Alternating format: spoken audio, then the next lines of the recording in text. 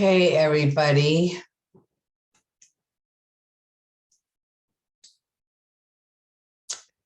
I think I got you back. Are you back? Here you are. Okay. There's everybody. Okay, great. Well, yeah. Sorry, Connie. Yeah, I know. Before we start up again, how did that go? Slowly. Kind of And do you want to loosey-goosey. do you want to turn the recording on? I did, thank you. It is on. Just before you, thank you for the reminder, because I needed that last time. So was it hard? Was it kind of natural? What was the hardest part, or where did you get stuck? How do you do a budget before you have submissions from contractors when you need work done? I mean, it's cart horse thing, I think, in our case. It is. And so what I often do is in a situation like this, I will informally, because we're all from small, or most of you are from small enough towns where you actually know people, I would just ask some, folks what they think this, might run. Mm-hmm. And you just do the very best you can, but it's going to switch around a little. And again, you go back to let's say that you put in 8,500 for contractor and it ends up being 9,400. You can certainly go back and explain that to the funder. That's not a problem. But if you put in 8,500 and it ends up being 20,000, well, then you didn't do a very good job, and you don't deserve that to have that extra you won't have any extra money anyway. You're going to have to switch it around. But yeah, you just do the best you can. That's all that can be expected. Anybody else before we go over an example? I would, most of you, and you talked about this, for most of you, this isn't that hard a budget because it's mostly contracted services, which makes it hard to come up with a match that is other than cash match. When you have a program like that chair that you're going to pay for, that's really, everything is contracted services, except for, as this group very wisely pointed out, there's going to be some admin cost, and that admin cost is going to be, town staff, and that can be a match. That's really great.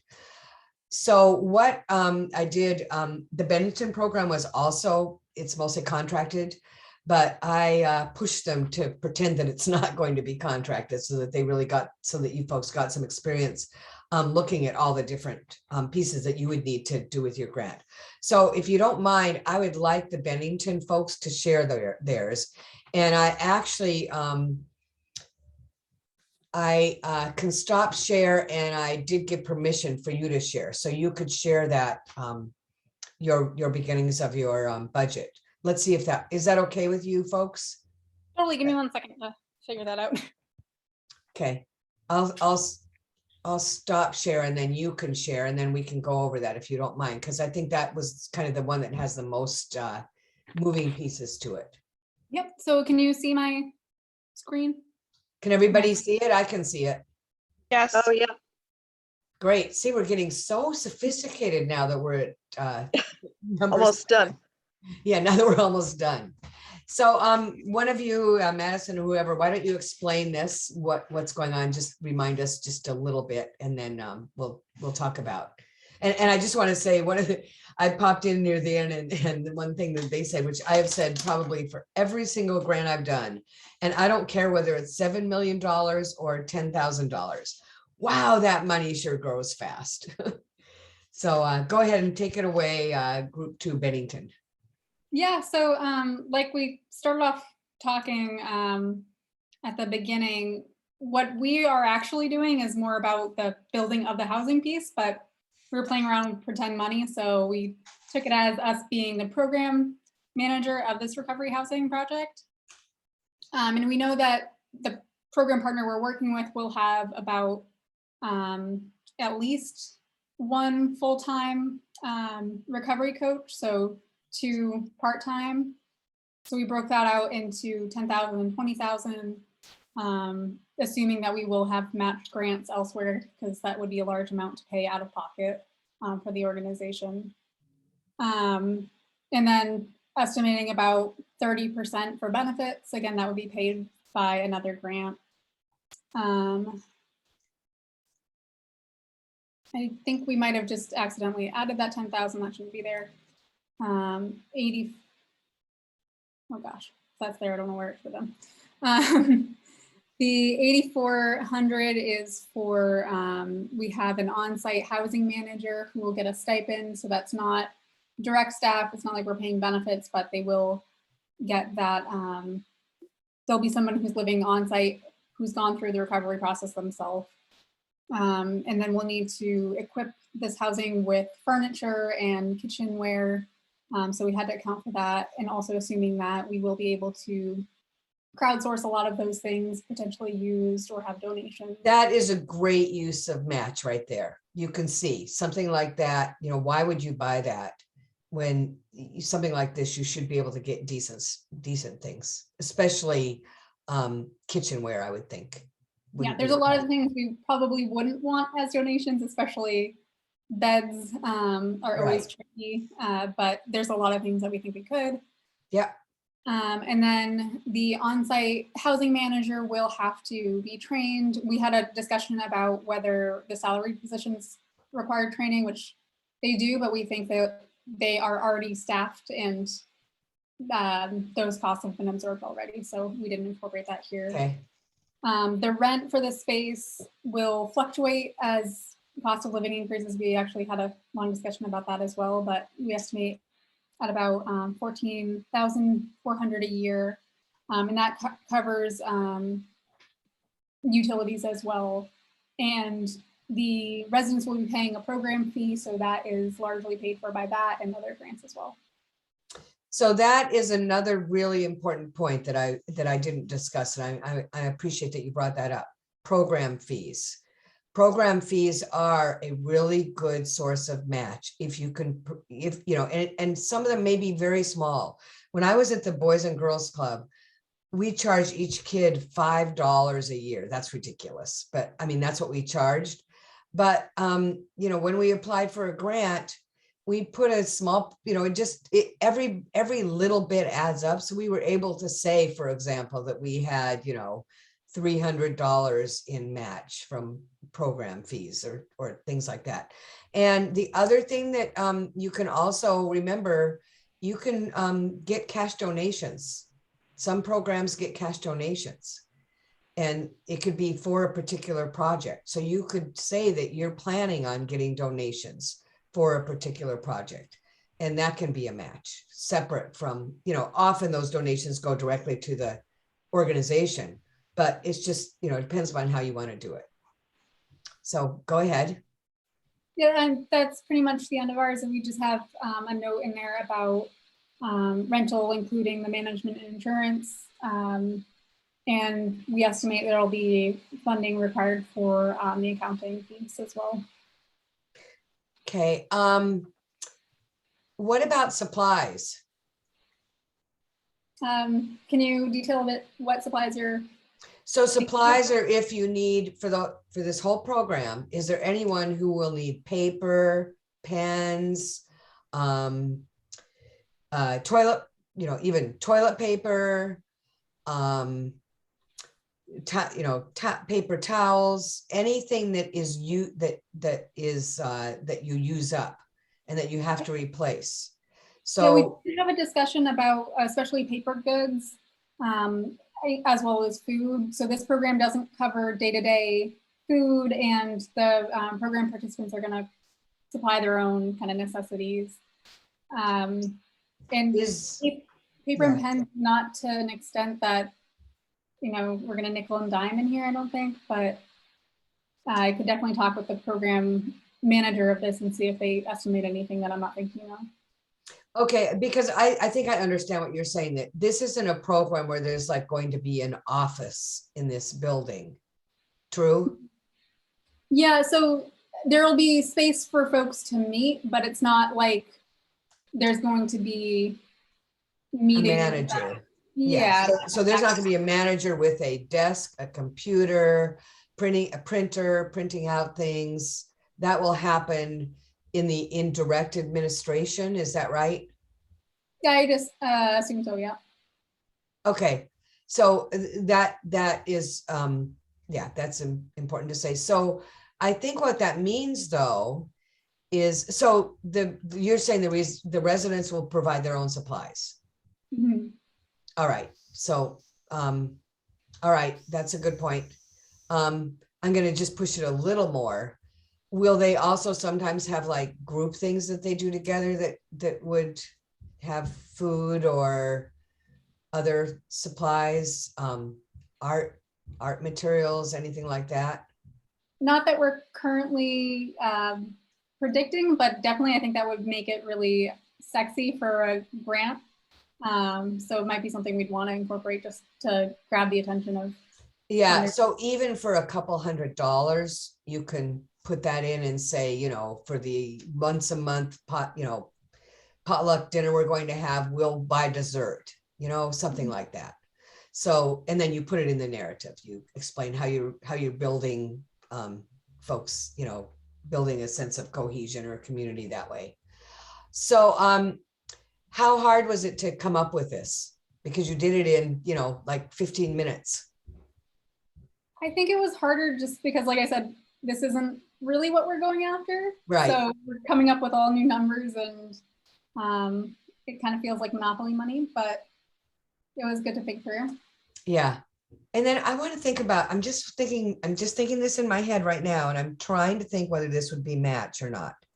You said that you have, is it a recovery coach who's going to be on site and living there? It's called a on-site housing manager. And so that person is going to be provided room and board. Mm-hmm. And who's paying for that person's room and board? So that's part of this fee right here, the $8,400 for the year.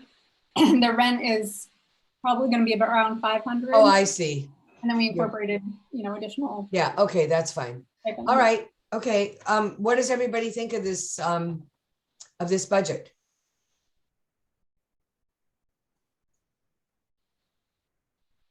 I mean, impressive work. I mean, you know, really quite good, quite well done. Yeah, I agree. I mean, for, 15 minutes, because, I really only gave you 15 minutes because you were, talking about the real budget. And then I said, okay, let's make it, as if you were going to be paying for the programming out of this and everything. And It feels yeah. It Go ahead. feels like the amounts for requested a match are almost flipped. Like there's a lot of match. Yeah, I think knowing that we could only have 30,000 and how much, because of the size of this program, we were going to need, I think I said earlier, maybe to you guys, maybe in our smaller group, but this is a lot to match from out of pocket. So it's going to require more grant writing for other grants. Right. What Madison asked, one of the first questions was, can we cover the match with other grants? And the answer is yes. And so sometimes you are overmatching because this is a much bigger program than $30,000. And in order to cover it, you can't afford to do that out of your funds that you have. $30,000 is great, but you need more. So that's absolutely fine to put together several grants. And I didn't cover this, but there will be a page in the budget that you're going to have to show what are the funding sources for this project. And you're going to have to show which ones do you have in hand. And it gets awkward sometimes because, which comes first, the chicken or the egg? In order to apply for the grant, you almost need a grant, to say that we can cover this. And yet in order to apply for that grant, you need to show that you have this grant. So it does get a little tricky sometimes. And that's why, it's really great if, for example, you have a state contract that helps pay for this. But I have been in a situation where we have applied for, say, a $75,000 grant, and we are going to pay for maybe 10,000 of that. And we're asking for 30,000, from a couple of different funders. And then, we're also going to get some program fees. And we don't have that all in hand. That's a hard thing to do. But sometimes it's just, there's no other way to do that. And you basically have to show that, for example, this grant that we're applying for, this is a bank that has, given us 3 grants in the past, and we're quite confident that they will support us again. But that does make it tricky because you don't always have that money in hand. So that's a really good point. Anything else on this one? Yes. Go ahead, Sharon. I was wondering, Anne, is there any particular risk or benefit from having too much match?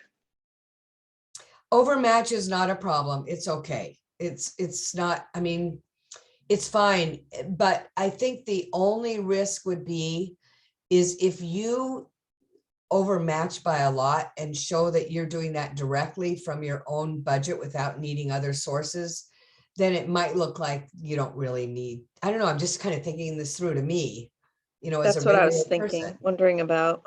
Yeah. So again, let's say that you apply for $30,000 and you have a $200,000 project, and you're paying for all the rest of that project out of your budget. To me, it looks almost like, I wouldn't do that. Yeah, I wouldn't apply. I wouldn't have a project that was, I would have some other sources of funding too, because otherwise it looks like you probably don't really need that. So, for example, let me just think about this. I worked for a nonprofit that had 3 divisions. And if we applied for a grant to fund a staff person, we would talk about the program that they were helping out. So they were that grant, let's say the whole division was $50,000 or even $100,000. And we're applying for a grant for a staff person who, with, benefits and salary, that is $50,000, and our whole program's $100,000. So we're doing a 1-to-1 match. But that looks much better than if we applied for this grant and we said we're applying for 1 staff person for our whole program. Our program is $850,000 budget. And it's just the way that you write it. I wouldn't say that we're applying for 1 staff person for the whole organization. Do you understand? I would break it down so that that staff person is fulfilling a much more limited purpose, so that it doesn't look like you're, far over matching. You're not going to throw in the whole rest of the budget to show that. So I hope that is understandable. Thank you. Any other questions before we spend a little time on one of the other examples? All right. Yeah, very nice job here. And again, let's just spend a little more time, because some of this, as I said, is guesstimating. There's no way, Madison, that that it's going to be, that you're going to get 6,400 in in-kind donations. You just have, but we sitting here say, oh, well, that seems reasonable, right? We just kind of presume that. And what you're saying basically is that we're going to have to pay some money for this, but that we're going to make a tremendous effort, and that we already, you're going to say in the narrative somewhere that, we already have these great relationships with folks who are going to give us not crummy, bad stuff, but that we can get, decent furniture, plates, silverware, cooking utensils, whatever we need, lamps, in-kind donations. It's not going to work out exactly to 6,400, and it's not going to work out exactly to 1,600, but it's going to be close enough. So again, what I like to do is to say, how do we know that this is okay? we know it's okay because you kind of already know that you're gonna come close. If in the end, you end up spending $6,400 of this grant on equipment and only 1,600 in donations, then I, as the funder, I'm well within my rights by saying, what happened here? You clearly don't know your community very well. Why are you spending all this money on this, stuff that you said that you were going to get donated? And now you're telling us that you're going to have to cut back your recovery coaches to 0.4 each to cover that. So if it's reasonable, you can see you do have to do some homework to come up with some kind of reasonable amount. But no one expects that you are going to absolutely know that it's 6,400 and it's 1,600. So that's, that's how you go about that. Okay, any other questions on this before we have you stop sharing? All right, nice work there. All right, you can stop sharing. And I will just share my screen again. We'll put this up. And we're not going to have time to actually put anybody's up here, but I would like someone to talk about theirs. Let's move to one of these now where it was primarily contractual. Would one of you others like to talk about it and share how this went? One of the other groups?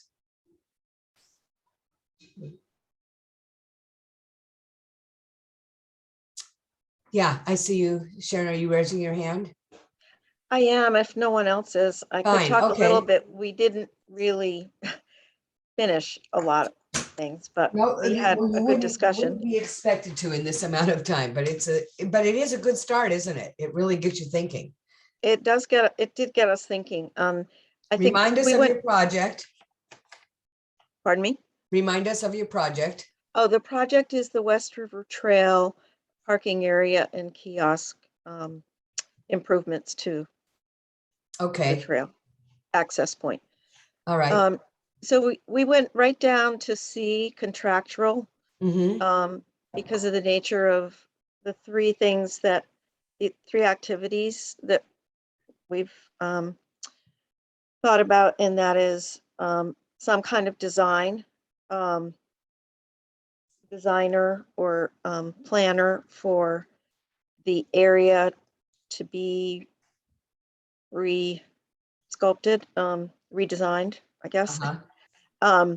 as a better parking, improved parking area.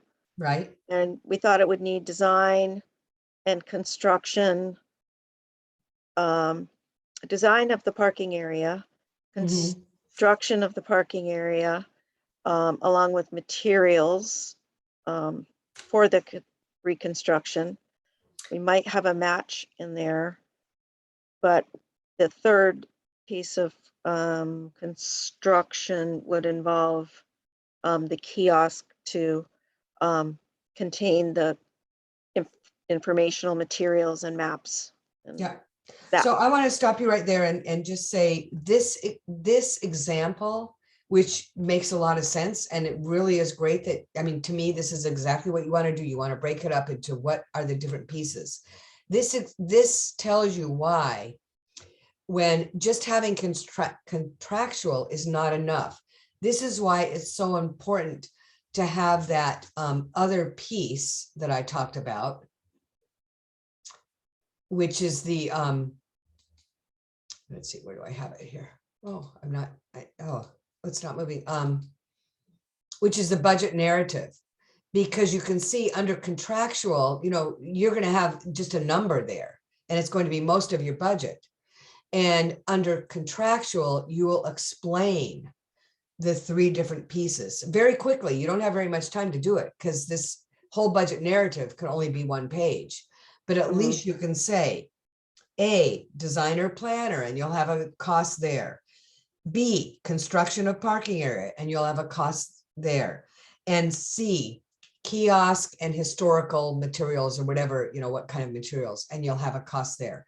So that is going to be extremely helpful for the funder to understand what all that contractual is. Then I want to ask you a question. You said there's going to be materials. are the contractors going to provide the materials, or are you planning to, that's something that you will have to purchase separately? Usually if you contract, I mean, I think if you contract with someone to do some earthwork, that they provide the earth materials, like Right. gravel or whatever goes on it. Yeah, so in this case, I had talked about in many cases, like say you have training, often the contractual is X hours for X amount of time, X hours for, I don't know, 40, our trainer charges 45 hours an hour, and we're going to have her for 10 hours contractual. This is a very Mhm. different kind of contract because the contract includes the heavy equipment Mhm. and it includes all the materials. So you're not going to break it down by hours. It's going to be construction of parking area. And you will have a set amount there. Do you see how that's different than the kind of thing where you'd have a trainer or a nurse would provide a certain number of hours? It's very different. So you have to keep that in mind. You'll just have a certain amount. The designer planner, that may be, that one could be 10 hours at X amount of hours, X Yeah. amount per hour. Okay. I want you to talk about for in kind, because we're talking about this contractual, that Okay. you folks had a really good idea for coming up with something that could be a match. That would be the, let's see, the kiosk, is that what you're thinking of? Yeah, that's right. Oh, it wasn't it wasn't having them designer planner. I thought you had talked about the students at a school. Was Oh, that for the yes, yes, that was Lee's idea initially, and that, we picked up on that to look at maybe Antioch or some other place, that would have a relevant, student body that might be interested in a project, pre-grad or something like that. Like this would be fairly simple, elemental, but that they could gain from and we could too. Yeah, and I think for that, even though they're not professionals, they are working in that area supervised by someone who's an expert in that. So I think in that case, you could put the amount that you would have to pay for a designer planner, because they're contributing, that's the work that they're volunteering to do in that particular area. In other words, you're not having a bunch of Cub Scouts do it. You're having people who are, getting trained in this area. So I think that was a really creative use of match, to think about some students for a, simple project like this. We're not, designing a building. They're just like grading the area and creating parking spaces. So I thought that was a really creative possible use of match, because as you folks said, and as others said, when you're doing mostly contractual, it's really hard to come up with match other than cash match that you're going to have to pay by yourself. Mhm. And Could, yeah, I'm just on a potential match, and I don't, this is really for anything for towns and such, doing this sort of work. Does the ongoing maintenance of the site potentially count? In other words, here they're going to design and build this great car park entry area to the trail. And yet, if no one goes and picks up the garbage or empties the dumpsters, it's just gonna, so I mean, is that something that would be figured into what do you folks think? This is a Um, grant to design and build, the parking spaces, the kiosk, making it more user friendly. Do you think that you can put upkeep and maintenance into this grant? I think, general upkeep would be done by trail volunteers and board Right. members and But that. could that be counted as match for this? Does anybody, what do you think? I don't think so, because it's not our profession.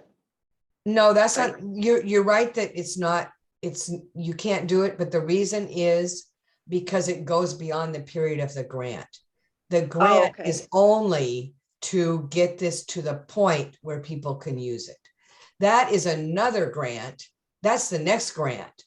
When you want to have a grant to have people, now that we've got this beautiful place, we want to make sure it's kept beautiful. So that's your next grant, and you're going to have those trail volunteers. Mhm. Do you understand? Yes. So it's a good idea, but it's not for this grant. All right, we are really coming close to 5. So, well, why don't you say, was there, we have like 2 minutes. Is there something else that you folks thought about that was in your budget?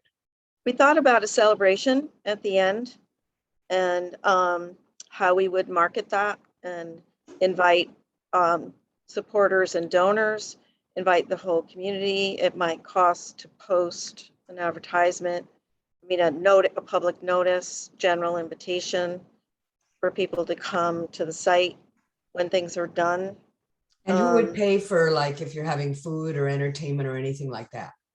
Well, that's what we were thinking. We might get some donations from people, I but agree. That's fantastic. And I decided that I told the other group the wrong thing. When I said that if people were cooking for something, that you couldn't count it as match unless they were cooks, I was wrong. As soon as I started talking to the other group, I realized as long as you're not paying them for the cooking, it's not the cooking that counts, it's the finished product. So if you're having a celebration and there's $500 worth of food donated, you don't care whether it comes from Shaw's or from somebody's kitchen. It's a great way to get match. And almost every grant that I do, that I've done, not almost everyone, but many, we do throw in a celebration, partly because it's a great thing to do and it gets the attention of the funders. It's fun, they like it, and it's very inexpensive. It costs the grant maybe $100. And partly because it is a great way to get that match and to show that the community really loves you and brings people together. So I think I urge a couple of your other groups, we're talking about celebrations too. I think it's a great idea. Okay, on that note, I think we will close. And I will see you next Tuesday, same time, same place, and that will be our grand finale. So I do have some things I want to cover, some little tips and tricks, but also please do come with any questions that you've had throughout that, like, now that I go back and think about whatever it is, how can I don't know, I'm just, confused about getting how to use the data or outcomes or whatever it is. Come with questions. All right. I wish we could have a celebration too, but too bad. All right. yeah. Bye. Thank Thank you, Anne. you. Bye, Thank you very everyone. much. Yeah. Bye, Ann. Bye. Thank you. Yep.